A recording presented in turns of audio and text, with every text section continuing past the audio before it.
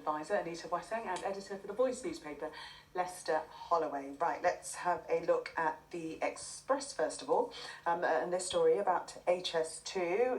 Is it going to be scaled back? What do we think, Anita? So yeah, this story has been running for a few days now off the back of, and this is honestly my worst nightmare, an official getting snapped holding a piece of paper with some projections.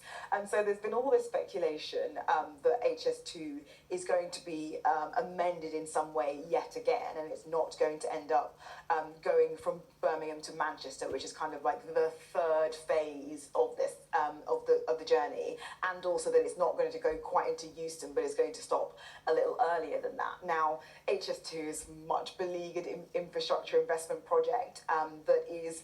People talk a lot about it being about speed, but it's mostly about bringing extra capacity in to connect the north, or Birmingham and Manchester, to London.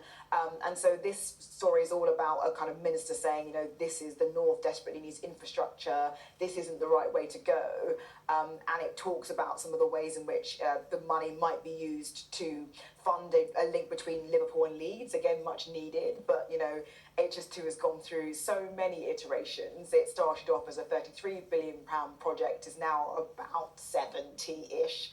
And so it looks like the wranglings and uncertainty around the project will continue to pervade. It does seem so, doesn't it? The Department of Transport pushing back against rumours that the line will be axed beyond Birmingham. Well, yes, I think it says something about Britain's, or certainly the government's attitude about being London-centric. That it actually, the first phase actually started from London.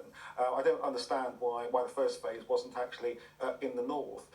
And part of HS2 is also about east-west, and that is been a key demand from people in the north who want to boost the economic regeneration of the north, to actually say that connecting the northwest with Leeds, with South Yorkshire, and with the East Midlands, that is the key to making it all happen. Now, clearly, as Anita said, HS2 has had spiralling costs. It costs an enormous amount of money, and I think there's actually been about £2 billion that's spent just in the preparation for the next stage, which obviously would be lost if the whole thing is abandoned. But at the same time, there are people that do argue that the money would be spent better elsewhere on other infrastructure.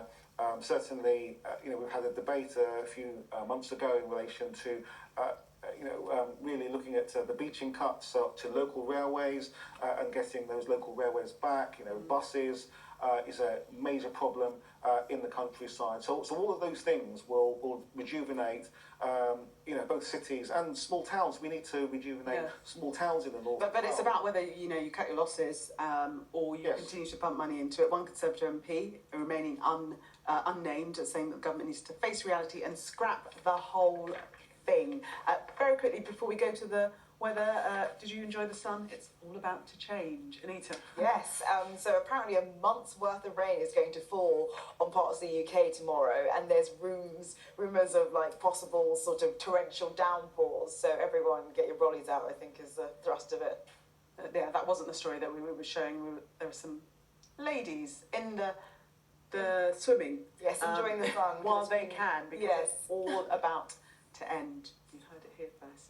Anita and Leicester, thank you so much for taking us through the papers. Good to see you. Let's have a look at the weather for you now.